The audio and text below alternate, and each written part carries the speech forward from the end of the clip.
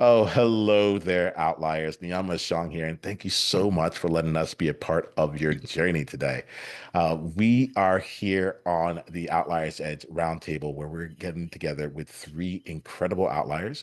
We're going to share more about how they continue to up level themselves as they navigate being them and creating the impact that they're here on this planet to create. I'm excited to be in space with you, and I'm really excited for you to get to know each of these outliers. Why don't we take some time to slow down and get to know each other? Denisio, thank you very much for coming here. Would you mind letting us know more about you and the game you're currently playing? Yes, I can. Thank you, Niiamah, for having me here. I'm so excited to be sharing space with Brendan and Janine too. I am a doctor of Eastern medicine and holistic well-being consultant. My formal business name is Hilton Holistic Health and Wellness, but I like to see it as everyone's welcome to come and play at the perfect playground. It's a spot where it is that you get to actually learn how to use signals of the whole body as guidance into actually experiencing rich and fulfilling relationships with other people without feeling like you got to sacrifice bits and pieces of yourself along the way. I came into that having fun, literally, and in clinic, but I got to see that there was this connection. It wasn't just about the physical symptoms, but it really was in how it is that people were relating to who they are authentically, and then that expressing, being free to express that, or even seeing that it's possible to express it. And so that's the game that I'm all about playing. It's a playground for a reason. So, but I have an acronym. I use play as an acronym as well. So, it's all in tapping into the potential and learning about yourself. And so, with that, like I invite people to just go ahead and play and experiment with what can be and what's possible for them. Well, I appreciate you bringing that in here. Like outliers, you're familiar with me using the word play as we go along. And what I love here, Denise, is like almost this invitation to use your acronym. If anyone's thinking like I can't play, I'm like it's too serious. Like we might have some space there to what do you say, put the potential in learning about yourself as well. Exactly. All right. Well, Yeah. glad to have you here. Janine, I'd love for outliers to get to know you. Would you mind sharing more about you and the game you're currently playing? Sure. So I'm Janine Staples-Dixon. I'm a professor at Global Impact Research One University. I'm a tenured full professor. I also have a coaching firm. I coach smart, successful women in consciousness and really healing from codependency and healing from narcissistic abuse. And so I'm very happy to be here and to share this space from everyone in the room. Well, I'm glad that you're here too, Janine. I'm looking forward to us all growing together. And Brendan, will you let us know more about you and the game you're currently playing? Well, my name is Brendan Brown. I'm a 19-year-old motivational speaker. I'm also a two-time author. And my game I'm playing is Influence because I have a podcast that's inspirational, motivational, that gives out real life experiences while also giving stories and analogies on how you can grow and develop in your purpose and how you can grow and develop in life, period. Because bad things and good things happen in life, and people have to know how to pivot in there. And I also have a course for people who are creative and do YouTube, and they can join my course called the Vision to Views course, where in 2 weeks I help you launch your YouTube channel. Not guarantee 100 or 1,000 subs or followers, but just guarantee you to just starting YouTube and having the skill set of being a content creator and a creative individual as well. And so that's just who I am. That's my game I'm playing is influence and just being a blessing to those who are willing to want to gain the knowledge to having a better fulfilled life. Rather if it's bad or good, there's still a positive in there that you can see at the end of that tunnel. Thank you for I'm glad to be here. Well, I'm Grateful. glad. I'm glad you're here. I'm really glad. There's a legitimate smile on my face. We're gonna have a lot of fun here to get today. As we're talking, I want to like lean into the outlier and the edge part. So I tend to go into the outlier part, and I'm like, okay, how do you do the thing that's you? But I also want to make sure we lean into the edge, and I invite y'all to y'all are already playing the game so well. So I invite you to like lean into the places that feel yeah, that feel like it's more courageous for us to go to. And let's see where that goes. And we'll see how we play with that. Um, let's start off here with this question. because each of you are fully in your own games. The I'm curious about a belief that you had that you needed to, or you that you felt like once this up leveled, you were able to play at the level you play at right now. And if you really want to go for it, maybe it's a belief that right now you're working on because you're like, I know what my next level is, and I'm working through this for myself right now. So I'll leave the what I'll do is I'll mute myself and I'll leave it to someone to unmute themselves, and then we'll just let the conversation kind of evolve for a little bit here. But what's a belief that that you up leveled in order to play at the level you play right now?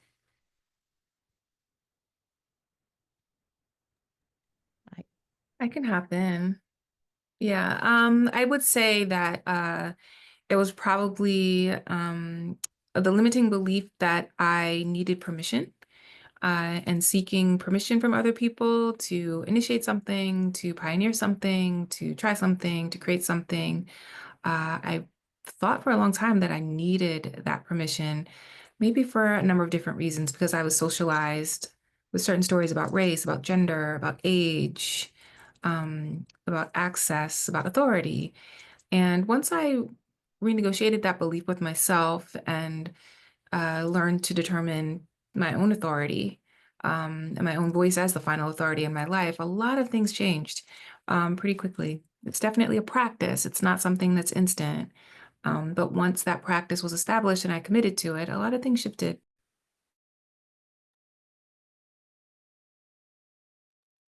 Thanks, Janine. Let's get some other people in here. Denise, I see you. Yeah, mine would be that it came to me in meditation. I was already like really into my menstrual health specialization, fertility, and everything. But I just knew that there was something else that was supposed to be happening. And so it was actually the word perfect that came into my sight. And I was like, that's interesting. Like, what is that? And immediately I had just like this visceral response of like, no, what do you mean we're perfect? Um, but I did end up allowing that to just kind of flow through. And I said, well, I'm being guided, somewhere. And so I just allowed that to take over. And um, when you're practicing in the way that I practice, at least in with Eastern medicine, it's like you're seeing people come in and they're talking about a lot of stuff that's going on physically, mentally, emotionally, and all of that jazz. And oftentimes it's like you're just focused right there on that symptom, and you just want that to go away. When actually it's more about how is it that I could support them in building up their terrain, to build up their being so that it is that they're able to better navigate life, because there's going to be things that are happening all the time.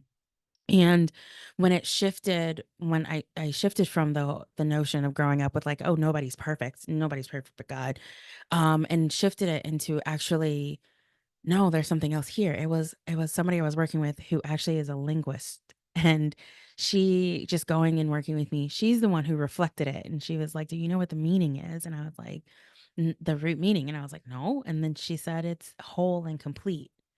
And so she's like, you're literally walking me through, and then others, it's like you see people as their whole. It's like, there's not just the shadow and then avoiding the shadow. It's not just overcoming these parts of you. It's actually bringing it all to the table and just acknowledging that these are playing a role. And it's more of this invitation of how, like, what is it that they're doing for you? And what insight is there? And then I just add my perfect magic glitter, as I call it, of using the signals of the whole body and guiding in those nuances. But it's just, yeah, being able to see people as their whole, when it's so many times people are just seeing bits and pieces of them, that it can get tiring, because it's like, geez, I changed this part of me, or I want to change that part of me, but all you're seeing is this, and all you're wanting me to do is that. And Janine had mentioned it, right? Like, it's, oh, you're a woman, like this is this. Like, they're only going to see these certain parts, when people are really just desiring to be who they are as a whole person and wanting to express that. So I would say that's when things really shifted and I started building out from there. Thanks, Anicia.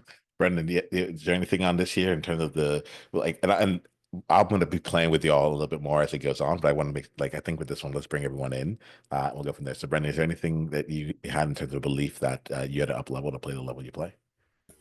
Yes, a limiting belief that I actually recently had a few years ago was when I didn't have confidence to do what I do. I felt like because I was young or because I didn't have the traditional mindset of what people wanted me to do, that I was a failure. And I had to realize that, having a creative mind is very a unique thing, and it's really something that's a blessing because you have so much people in this world who wants to just try to go for what the tradition says, and I might be controversial here, but go get a 9 to 5 job, go to college, and then work your job that you need to work for the rest of your life, and then that's it.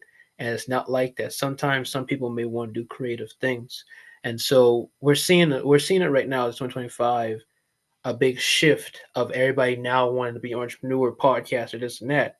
But in reality, for me, I've been doing this before it was a trend.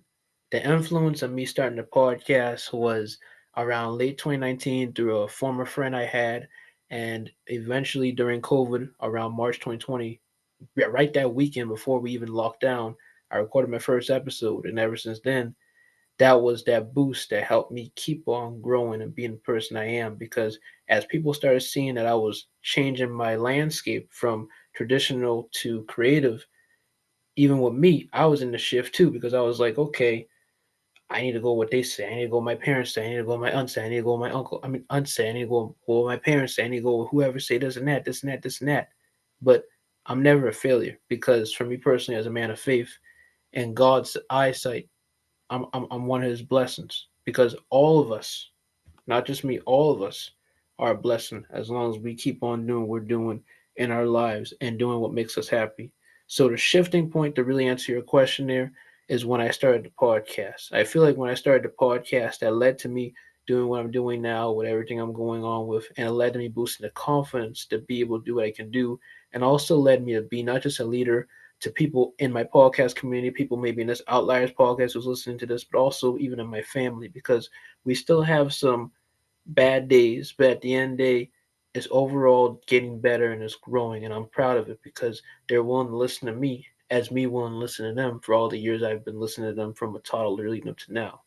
So just wanted to just bring that in as my shifting point, if that makes sense to y'all.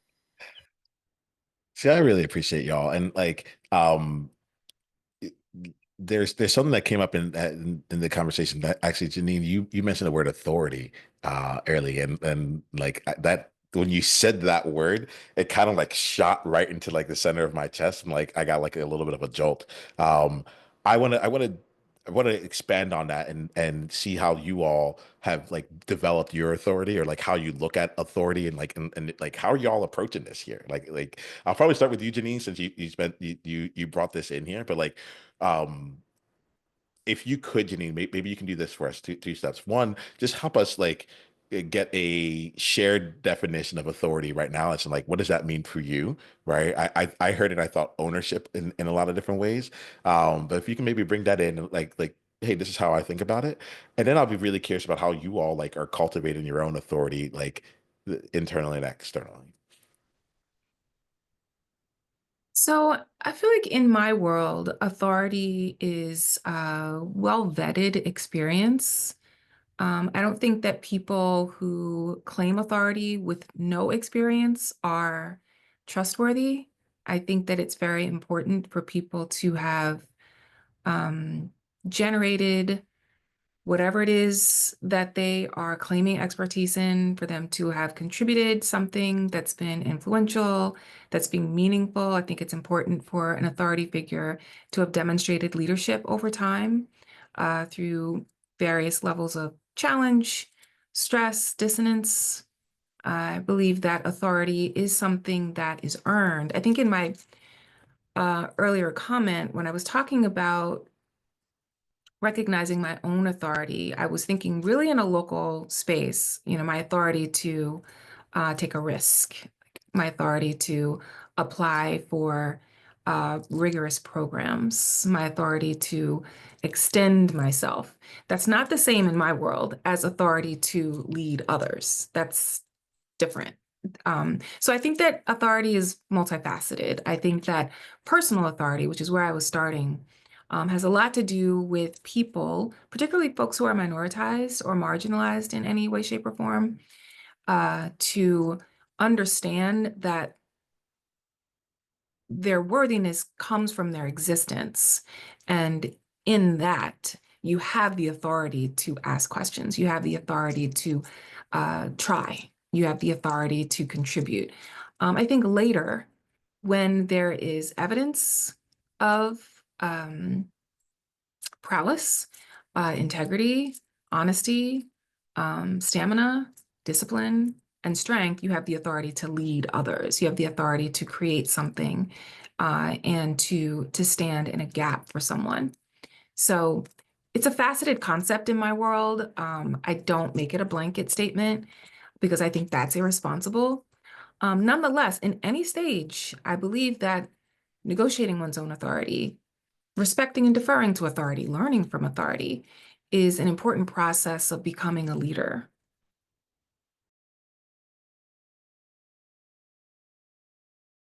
Thanks, Janine, and you're gonna see me like I'm not gonna rush to unmute. I want to see if y'all like what like.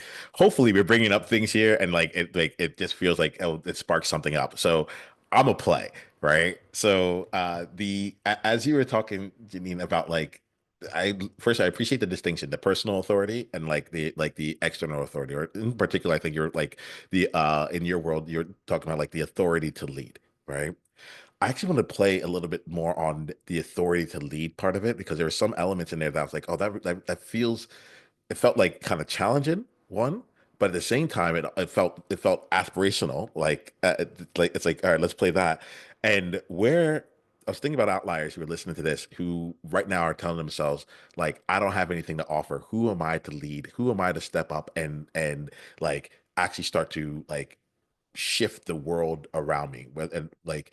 And I wanted to get your thoughts, Janine, around how that plays out, like, essentially like the journey to that, you know, journey to having the experience. Because I think a lot of people keep themselves from having the experience, so they don't get the evidence, and then they're like, "Well, the evidence shows I don't have the experience," and then we get caught in this game where like the authority, the prerequisites never actually get like built. So I'm kind of curious about how like you've seen that, how you've navigated it, and you can speak to your world and beyond, but like it was going through my mind when you were saying it.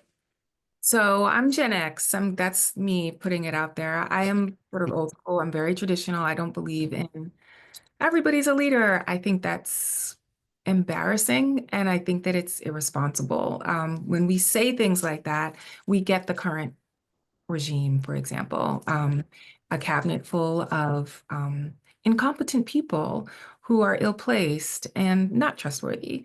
So I think that apprenticeship is really important. I think that learning how to follow is really important. I think learning how to take direction is very important. I think learning how to demonstrate strength is very, very important. And I think that self-leadership is the best leadership to go after. If you can lead yourself, that is, if you can keep your word to yourself, if you can create discipline within your own world, if you can demonstrate to yourself that you can follow through, that you can innovate, that you can solve problems, that you can be perspicacious, that you can be consistent, then I think the next step would be to think about how your authority can graduate into smaller local spaces with just your family, with your friends, people you're in school with, or in programs or masterminds, wherever you are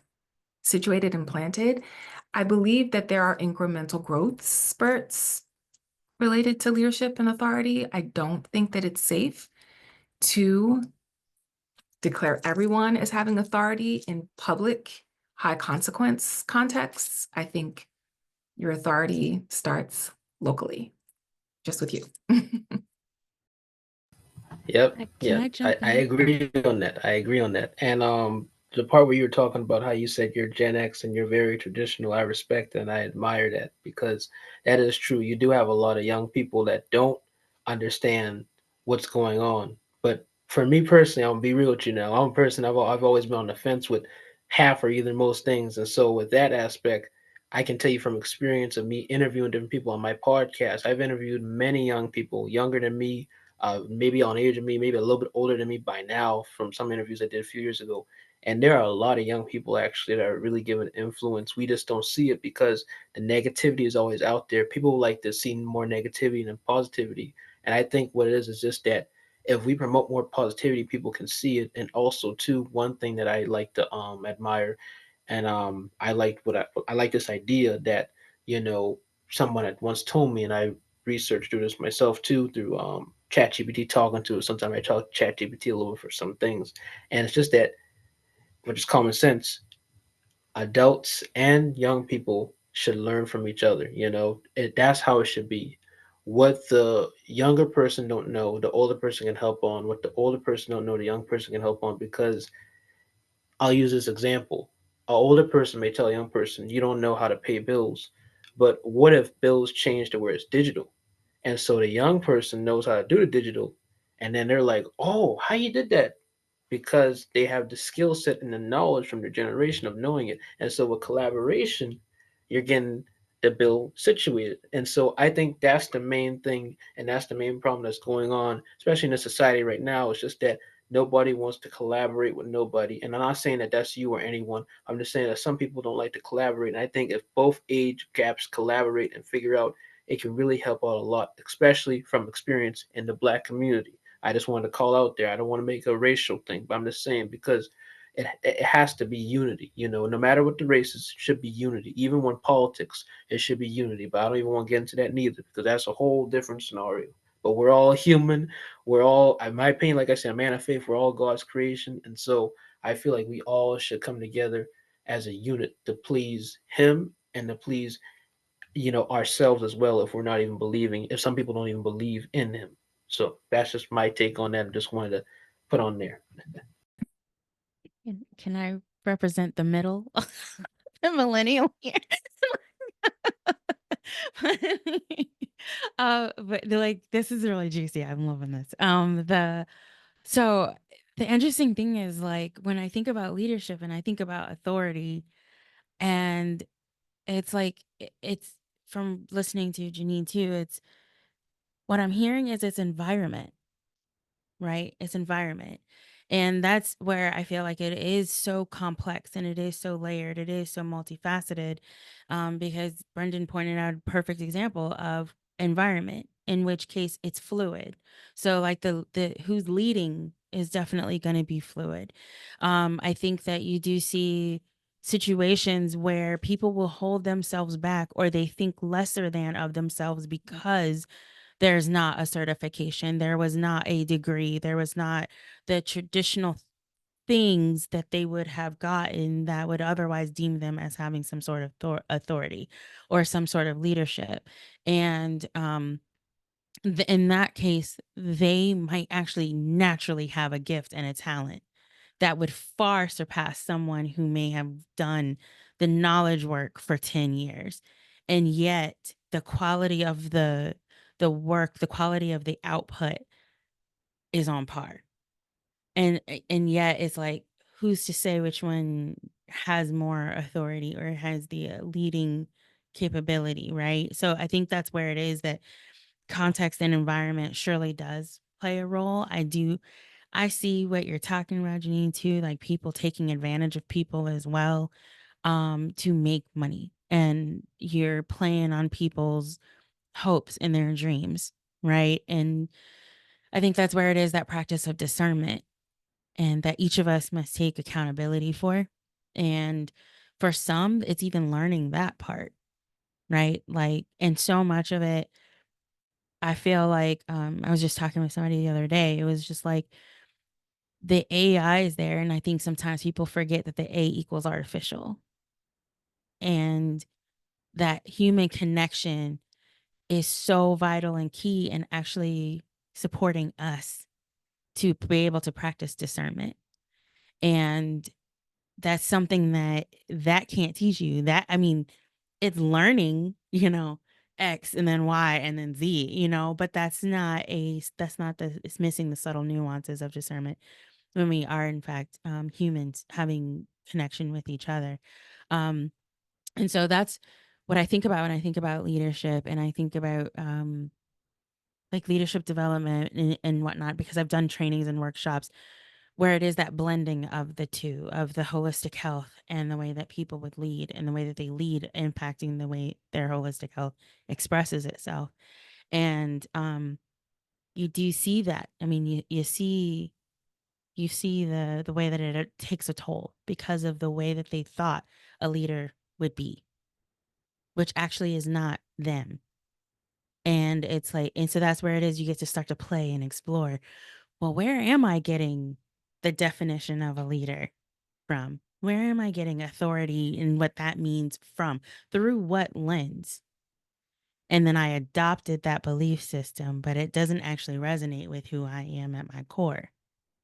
And then, so then you're playing all of that. And especially as we're all looking at implicit biases, we're all looking at the systemic racism that's there, that for many of us that we just kind of went through. And then now we're all invited at this time where a lot of blinders are being taken off, where there's more transparency about things, there's more open conversation, and it's challenging each of us to question, what have we believed along this way? And then now what do I believe? And what am I going to put in place? And it can be uncomfortable, as you know, the butterflies that are coming out of their chrysalis. Um, but we know that the butterfly will actually live when it actually is coming out of the chrysalis on its own versus someone else peeling back the chrysalis, in which case it would die. I want to say I appreciate you all here, and Janine, I'm very appreciative of what you brought in here. Uh, when I asked the question about authority, I didn't know where it was going to go. I didn't um, but you've actually really tapped into something I think like that feels really really good here. Um, yeah, I think if you're good with it, I'll let to play this out. Like the impact that your share, like all of you in here, but the impact that your share had on me was just to look at it and see like how deep the truth is around that for me. Where in terms of you brought up like local authority, and I saw how you brought it up into like many different dimensions in it. And as you're talking, I was like, um, we have authority where we are, right? And I don't really use the word authority, so like it's an interesting like word to be playing with here today. I'm like, what is my relationship to this? What does this actually mean to me? That's why I asked you to define it.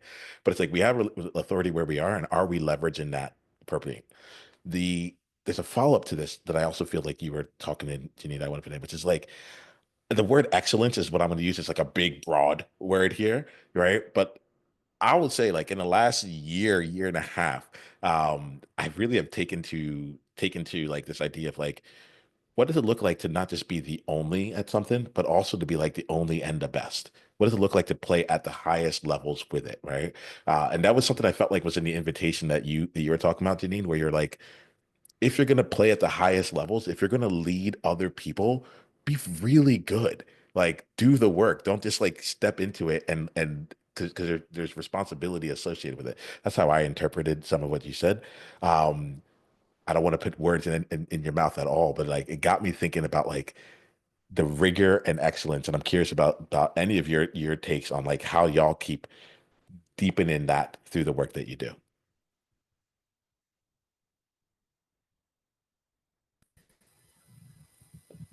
I just believe that authenticity matters. Nehemiah, you know that personally from me joining your outliers groups. But Denise and Miss Janine, excuse me. Authenticity is very important, and when you can tell the truth, and I was just talking to a friend last night about this, when you can be honest in entrepreneurship and tell them what you're really selling, people are going to have that connection because you can always have testimonials. You can always have this free thing you say, and then when somebody click the link, it leads to $99 is net, but that's going to mess up somewhat of a bad reputation. Have good customer service, have good testimonials, have good this and that, but make sure you have that connection. And I believe that's what's important, connection, because a lot of these Not saying you, Nehemiah, or no one. I'm just saying this from other people I've seen on the YouTube space and things. There have been so much people that have been trying to just say like, "Oh, I've done this. I've left my job and got money and got this and do my business and now here's my course and this and that." And it shouldn't be that. It should be people actually breaking down what you're doing, Nehemiah. I respect what you always do. You break down it. You tell the people what's realistic, but what can you actually raise up there to your potential. And people don't understand that. From some people who are at that high level don't understand it because they're just like what y'all said earlier, Denise and Miss Janine. People want to profit out people, and with this economy going right now in the USA and how it is, profiting off people isn't going to last very long because it people are very aware now of spending their money, and it's no joke. And people just think that they can still do that, but those things are gonna eventually die out soon if they keep on doing that. For the ones who are doing a bad reputation, the ones who are doing a good reputation, they're gonna keep going because they have that, once I said before, connection. And I want to just bring back up that topic with AI briefly, what you said, Denise, about how people want to use AI a lot. I always personally believe, and this is from my opinion, my experience, is that AI should be an assistant for people. It shouldn't be something that they just look at all the time, 24/7. And sometimes they can't even get the stuff generated right because they'd be like, oh, I can't generate it right. But you have to specifically generate it the right way and describe what you're saying, because some people, they'll just be like, I put this in it and it's not giving me what I want.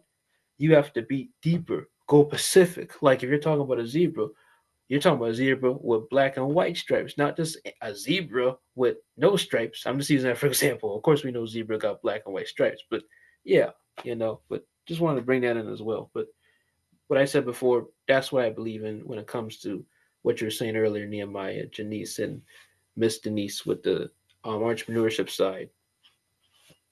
Thank you. And Okay. it's Denicia, right? I just want to make sure we're Yes, getting that in that. Yeah. Denicia. Yeah. Yeah.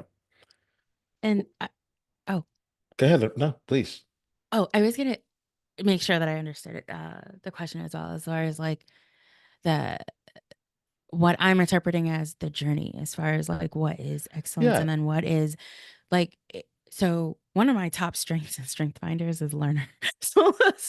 So for myself, I'm always interested and open and curiosity. I'm curious to learn more, to learn other angles, to learn more perspectives, right?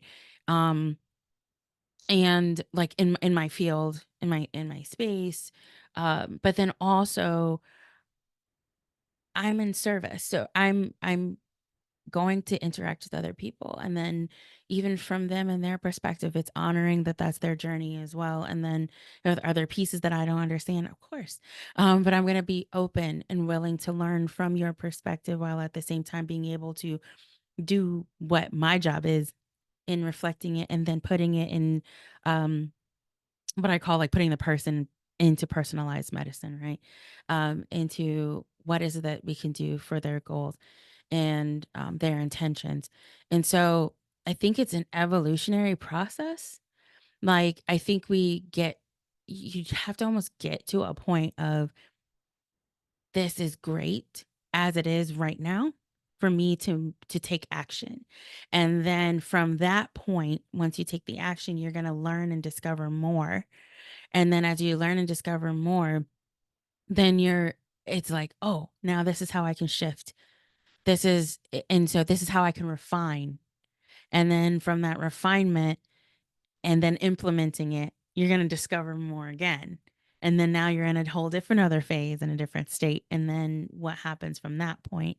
And it's like along the way, the environments change. So the internal environment of what you're thinking and how you're believing about yourself, how the body is actually responding to that.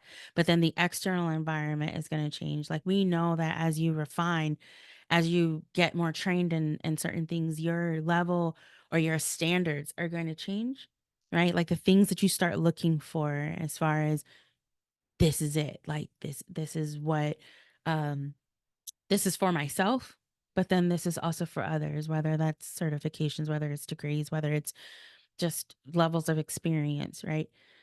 That is going to change in and of itself. That means the people that support that, who are your trainers, who are your mentors, but then who are you mentoring? Who are you training?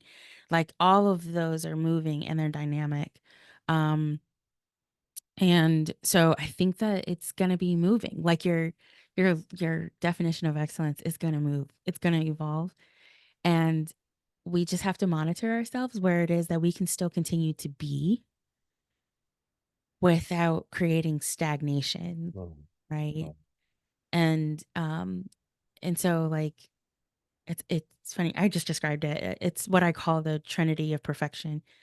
And it's the discovering leading into the being, and then the being leads into the discovery, while at the same time you're looking at those internal and those external environments and how you're playing, how you're in that, and still leading, still going, still evolving, and honoring at each of those stages. Because I'm one of those people that will just keep going and going and going and don't really realize like what I did already, like to celebrate that and to be able to communicate that with others. thanks for that, Alicia. Do you need anything coming to you on this one? I would agree that all of these concepts need to be defined. I think that each individual person can define excellence, authority, leadership, success. And then there are also sort of generalizable definitions in all those terms, but they are a constellation. I think that it's important to be clear with oneself about what it means, what any of it means. You know, for me, excellence is really defined by an equation. It's equal to intensity of expertise, impact, and influence over time. And if you can hold to that, it's much more clear how excellence is perceived and understood because there's a clear measurement. And well, I think it's very true that everyone who gathers into a room, I'm a professor, so I'm an educator. I think about these things very seriously. Everyone in a room can learn from each other. Everyone in a room has a history, has a voice, has a community, has some level of expertise or practice in something. And so there's something that's being brought to bear to the center. That's very true. That doesn't mean that everyone in the room is a peer. It means that people in the room are colleagues, but it doesn't mean that there are peers everywhere in that room. I think that the delineations and the distinctions happen in relation to that definition. The folks who can carry out a very intense level of expertise, impact, and influence over time, long, long periods of time, have embodied and actualized, they've concretized, materialized excellence and authority and leadership in ways that are not imagined or theoretical or simply professed. And I think it's important to take those things into consideration very seriously. If not, businesses fail, governments topple, misinformation is prolific. There's a lot of problems that come when there's not a seriousness around those terms. I really appreciate it because I was literally going to ask. I was like, so what's at stake otherwise? With this, and you talked about that proactively. Just I've never heard of a formula or an equation for excellence. Can you say it one more time? Because there's something in there that I love to play with. Sure, I define excellence. It's equal to an intensity of influence, impact, and expertise over time. Um, one of the reasons I love having conversations in this format here is that for all the outliers that are listening, because like as I'm hearing each of you here, I hear different strengths come out in different ways. And one of my things here is like for any outlier that's listening, like I guess the way what's really coming through is to like lean into whatever your like whatever that strength is for you, like see how much room you have. Like I like it is uh flooring my mind. Like my brain is still trying to wrap around like an equation for excellence. Like I've just never really thought of that, and to bring that into space here. And what I get like what it comes for me is I'm like, Janine, like you spend time thinking about things, like to have taken the time to have delineated it to that extent. There's something in there that I feel each of us has like an element that let me put it this way. I love your leadership. If I'll put it in that way, I love your leadership in that style, and it's distinct from anyone else that I've ever been in space with, you know. And so I'm thinking about the outliers that's listening here, and around like um, the combination that's in this space of the various ways that people choose to lead, and how we all show up. So I'm deeply grateful for you all. We're just about at the end of this time here. I want to do two things before we leave. So first, I just want to have each of you, if you can, share something that is going on in your world that's like that you're really excited about. Maybe it gives you sweaty palms. You're like, okay, like this is we're stepping into some unknown known territory with this here. If you wouldn't mind just like giving outliers an idea of like some of the things that you're working toward and creating right now. This is a little bit more on the ed side of things. Overall, we'll do that, and then we'll wrap up with making sure that they all know how to stay in contact with you. But first, let's talk about a project that you're building. Can we start with Denicia and then Brandon? Sure. Yeah. So I'm actually building out, expanding on the perfect playground, and just what does that really mean as far as calling it an adventure park? So, um, for people to actually be able to come in and see that there's tools that are there, for them to be able to use, like I mentioned, being able to use the whole body and how the whole body can guide them and what their leadership is, right? Like what does it mean for boundaries and for mindset when those types of when there are those times where it's like that stuff doesn't work for me, and I've learned, well, let's switch it. As Janine said, it's self-leadership, right? It's self-development. So like what is it? What are the tools that I can create that I've asked myself, what can I create so that they can really see just what does it mean for them for creating boundaries? What does it really mean for them in mindfulness? What does it really mean for them to be able to get that digestive system support and menstrual health and all of it? But like, how do they navigate these different aspects and facets of their life in a way that they still feel like they can be who they are, along in that journey? So I'm working on that. It's a big project as I've been mapping it out. And at that moment, I'm going, what am I doing? But I've worked in an amusement park before, and so like I kind of see now what the CEO is seeing at that time. It's like, oh, but and it's just pieces by pieces, and so I'm building that out. It's a little bit scary, but we're gonna see how this goes. That's what I'm working on right now. Oh, thank you, Denicia. Thanks for bringing that in. I actually get really excited about like just changing the way that we look at things and building out there. It sounds like an awesome project. Thanks for that. Brendan, let's go to you, and then we'll go to Janine.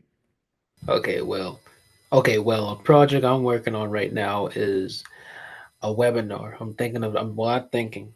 I'm trying to get this webinar launched. I'm trying to meet with everyone because it's supposed to be a webinar for the youth and to help them be able to achieve their goals, their inspiration, and basically every day for that week is going to be different days of different people giving their experience and on how what field they want to go into. For example, I have a friend who does acting, so that day will be about acting and what he's learned from that.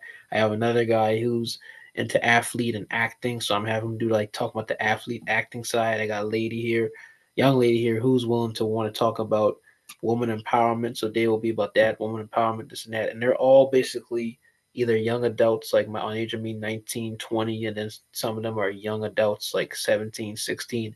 And that's part of the webinar. The point is just to get everyone to understand that you're never too young to do what you can achieve. And for people who are lost or may have something that they want to do, they can have a brief community to look at. And by using that webinar, it will be a gateway for them to join my community that I'm planning on launching to be able to have it where they all can network in one big space and talk with each other and collaborate. And also, I'm working on my new book, my third book, and it's going to talk about some things that I've went through that build me up to who I am today. And I'm grateful for it to be launched this summer, and just stay tuned for it. So those are the two new projects I'm currently working on right now to launch. I appreciate you, Brendan. I'm excited for all that. Really, really, really. Janine, you want to let us know as well what you're working on? Sure. And Denicia and Brandon, congratulations on your projects. They sound fantastic. And I'm sure they're going to be very, very successful this year. So my second book was just published. My press released that on Christmas Eve. And so I'll be touring this year. around that book. And my third book, which is contracted, will be released in 26. So I'll be touring on my second book, but writing my third book while I am out. And so I'm really excited about both those projects. They are companion pieces. The second book is called Extraordinary Pedagogies. It's about the curriculum model that I developed to transform consciousness in a very concentrated period of time in about 2 weeks. And the third book is really about the literate lives of Black girls and women in schools and society. And I'm excited to really talk about what I call extraordinary literacies that Black women produce in response to the racial and gender injuries that we experience through encounters with white supremacist patriarchal ideology. So very excited about those both coming out.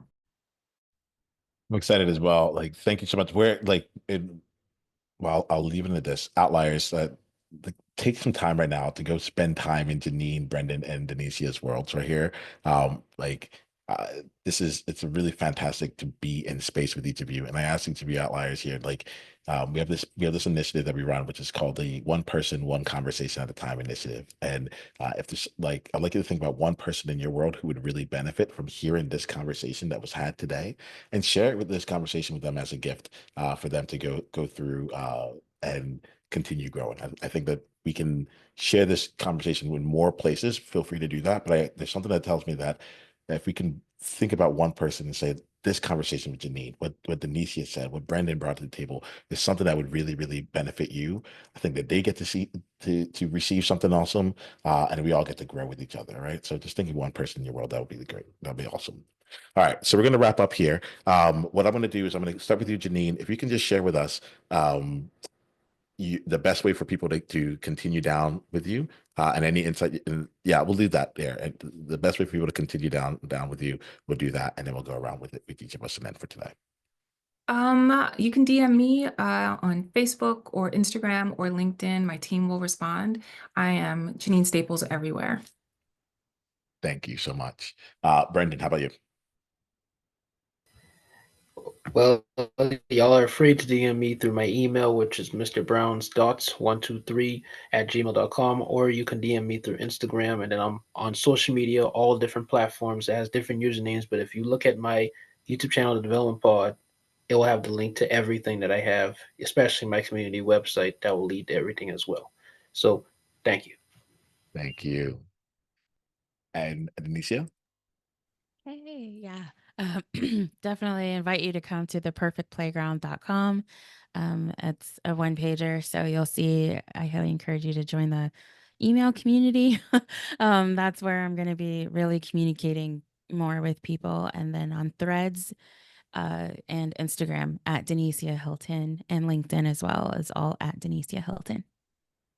Well, I'm really grateful for each of you. Thank you so much for taking your time, and thank you for building your experience. Thank you for challenging my thinking. Like, literally, I like a partner is like, oh, there's so much more to learn. There's so much more to look at things here. And I appreciate what each of you bring to the table overall. Thanks for playing. Thanks for being you. And honestly, outliers, thank you for playing the game as well. Until the next time we talk, be you on purpose. Journey on. Thank you. Thank you so much for the invitation.